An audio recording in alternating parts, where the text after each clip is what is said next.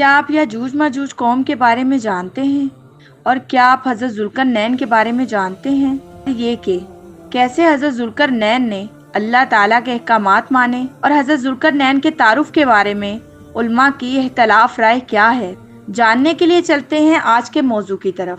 کفار مکہ اسلام اور مسلمانوں کے خلاف روز نت نئے منصوبے بناتے رہے، لیکن انہیں ہمیشہ ناکامی کا سامنا کرنا پڑتا۔ ایک روز ان کے بڑے مختلف منصوبوں پر غور کر رہے تھے کہ کسی نے مشورہ دیا، یہودی مذہبی معاملات میں زیادہ معلومات رکھتے ہیں، تو کیوں نہ ان سے حضرت محمد صلی اللہ علیہ وآلہ وسلم کے دعوائے نبوت کے بارے میں رائے لی جائے۔ سرداروں کو مشورہ پسند آیا اور ایک وفد مدینہ منورہ کے یہودیوں کے پاس روانہ کر دیا گیا۔ حضرت ابن عباس بیان کرتے ہیں، قریش مکہ نے علماء یہود کے پاس پیغام بھیجا، ہمیں حضرت محمد صلی اللہ علیہ وآلہ وسلم کے متعلق بتائیں، ان کے دعوے سے متعلق تمہاری کتب میں کوئی تذکرہ یا علامات ہیں کہ نہیں؟ اس پر یہودیوں نے جواب دیا، تم ان باتوں کو چھوڑو، ہم تمہیں 3 سوالات بتاتے ہیں، اگر وہ ان کا درست جواب دے دیں تو سمجھ لینا کہ وہ ضرور اپنے دعوے میں سچے ہیں۔ نمبر 1، اس شخص کا حال بیان کیجئے جو مشرق و مغرب میں فتوحات کرتا چلا گیا۔ نمبر 2،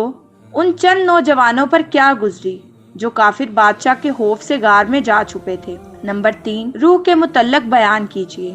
وفد خوشی خوشی واپس پہنچا اور اپنے ساتھیوں کو سوالات سے آگاہ کیا۔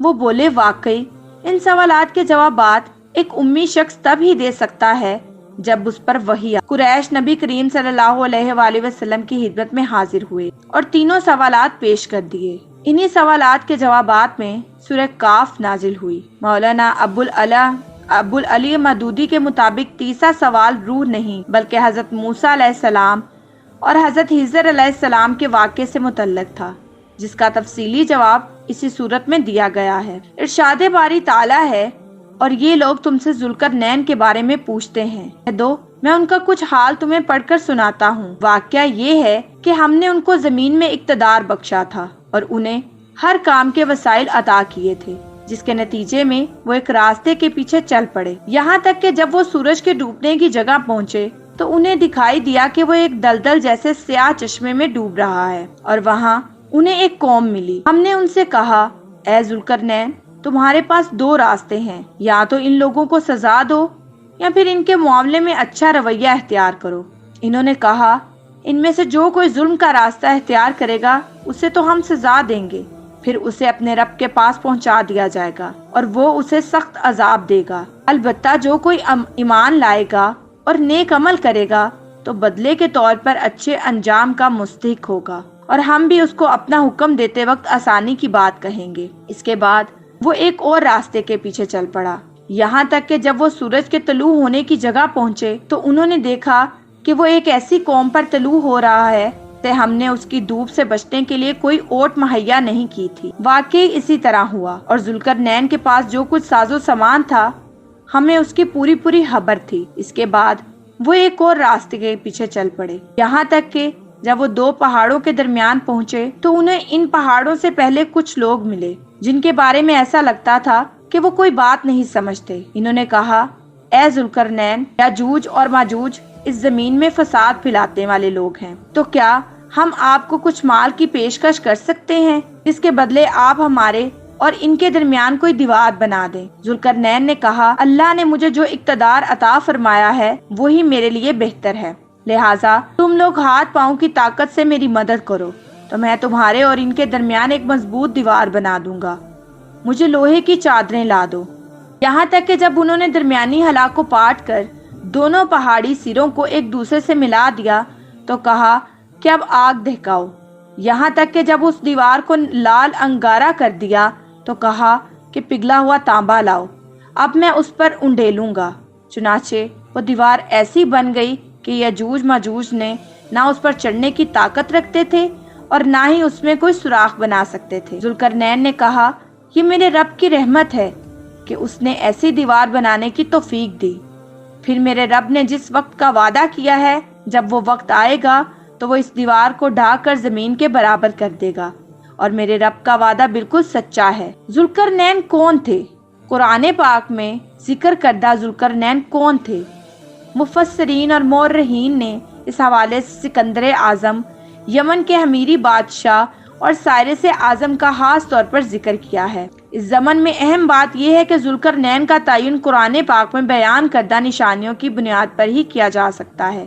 قرآن پاک کے مطابق ذوالقرنین اللہ پر ایمان رکھنے والا ایک نیک بادشاہ تھا۔ اس نے مختلف سمتوں میں 3 بڑی فوجی مہمات سر انجام دی۔ یاجوج ماجوج سے حفاظت کے لیے ایک آہنی دیوار بنوائی، اور پھر یہ کہ زمین کے ایک وسیع حصے پر اس کی حکومت قائم تھی۔ نیز اس معاملے کا ایک اہم نقطہ یہ بھی ہے کہ ذوالقرنین سے متعلق سوال یہودیوں کے امام پر پوچھا گیا تھا، جس سے ظاہر ہوتا ہے کہ ان کے ہاں اس بادشاہ کے کوئی خاص اہمیت نہیں تھی۔ تو یہ بھی دیکھنا ہوگا کہ وہ کون سا بادشاہ تھا جسے یہودی اپنا ہیرو سمجھتے تھے۔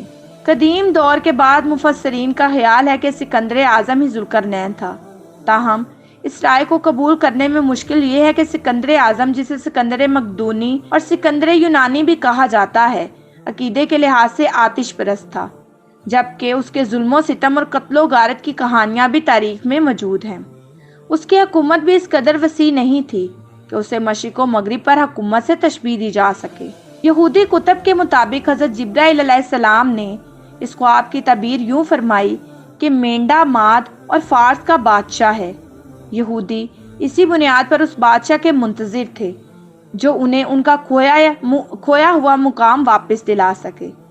تاریخی طور پر یہ بات ثابت ہو چکی ہے کہ وہ سائرس ہی تھا جس نے ماد اور فارس کو متحد کر کے ایک عظیم سلطنت کی بنیاد ڈالی، اور پھر ایک کے بعد دوسرا علاقہ فتح کرتا چلا گیا، یہاں تک کہ اس کی سلطنت بقول مولانا مودودی ایک طرف سندھ اور ترکستان سے لے کر مصر اور لیبیا تک اور دوسری طرف مقدونیہ تک وسیع ہو گئی تھی۔ شمال میں اس کی سلطنت قفقاز اور خوارزم تک پھیل گئی تھی۔ سورہ کاف میں ذوالقرنین کی 3 اہم مہمات کا ذکر ہے۔ انہوں نے پہلا سفر مغرب کی جانب کیا اور ایک ایسی جگہ پہنچے جہاں آگے کوئی آبادی نہیں تھی، بس سمندر ہی سمندر تھا۔ ارشاد باری تعالیٰ ہے، یہاں تک جب وہ سورج کے ڈوبنے کی جگہ پہنچے تو انہیں دکھائی دیا کہ وہ ایک دلدل جیسے سیاہ چشمے میں ڈوب رہا ہے، یعنی غروب آفتاب کا منظر کچھ ایسا تھا جیسے وہ کسی سیاہ دلدل میں اتر رہا ہو۔ قرنین نے وہ علاقہ فتح کر لیا۔ اب اس کا امتحان تھا کہ وہ شکست خوردہ قوم کے ساتھ کیسا سلوک کرتے ہیں۔ وہاں انہیں ایک قوم ملی۔ ہم نے ان سے کہا، اے ذوالقرنین، تمہارے پاس 2 راستے ہیں، یا تو ان لوگوں کو سزا دو یا پھر ان کے معاملے میں اچھا رویہ اختیار کرو۔ وہ چاہتا تو عام بادشاہوں کی طرح عوام کے قتل عام کا حکم دے سکتا تھا، لیکن چونکہ وہ ایک نیک اور عادل بادشاہ تھا، اس لیے جواب دیا، ان میں سے جو کوئی ظلم کا راستہ اختیار کرے گا اسے تو ہم سزا دیں گے، پھر اسے اپنے رب کے پاس پہنچا دیا جائے گا اور وہ سخت عذاب دے گا۔ البتہ جو کوئی ایمان لائے گا اور نیک عمل کرے گا تو بدلے کے طور پر اچھے انجام کا مستحق ہوگا، اور ہم بھی اس کو اپنا حکم دیتے وقت آسانی کی بات کہیں گے۔ بعد ازاں ذوالقرنین نے مشرق کی طرف رخ کیا، یہاں تک کہ جب وہ سورج کے طلوع ہونے کی جگہ پہنچے تو انہوں نے دیکھا کہ وہ ایک ایسی قوم پر طلوع ہو رہا ہے جسے ہم نے اس کی دھوپ سے بچنے کے لیے کوئی اوٹ مہیا نہیں کی تھی، یعنی وہ لوگ کھلے میدانوں تلے رہ رہے تھے، جس کی وجہ سے سورج کی شعاعیں ان پر براہ راست پڑتی تھی۔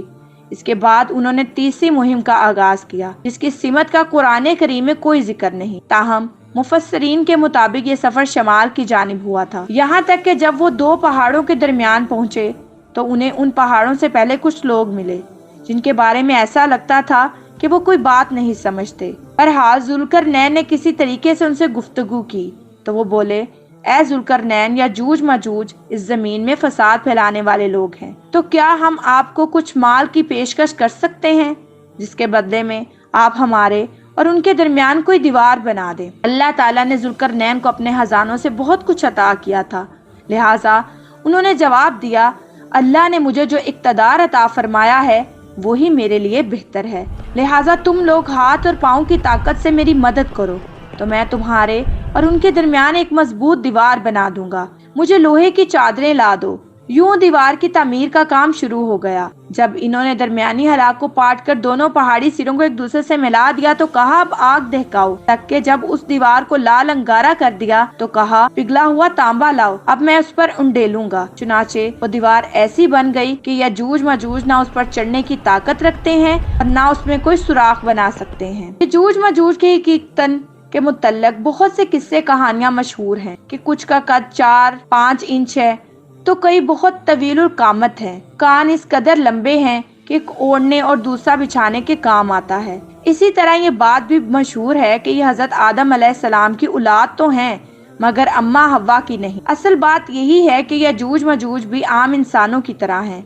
यजूज मजूज से फराद, रूस और शमाली चीन के वो कबाइल हैं जो तातारी, मंगोली, हुन और सतहनैन वगैरह के नामों से मशहूर हैं और कदीम जमाने से मुतमद्दन ममालिक पर हमले करते रहते हैं। मैं उम्मीद करती हूँ कि मेरे नाजरीन के लिए मेरी आज की वीडियो बहुत ही इंफॉर्मेटिव रही होगी और अगर आप चाहते हैं कि मैं ऐसे ही आपके साथ इस्लामी वाक़यात शेयर करते रहें तो हमारे चैनल को लाइक, शेयर और सब्सक्राइब करना मत भूलें और साथ ही साथ बेल आइकन बटन को जरूर प्रेस करें ताकि हर नई वीडियो का नोटिफिकेशन आपको आपकी स्क्रीन पर मिले। अब मैं आपसे इजाजत चाहूंगी। शुक्रिया। अल्लाह हाफिज।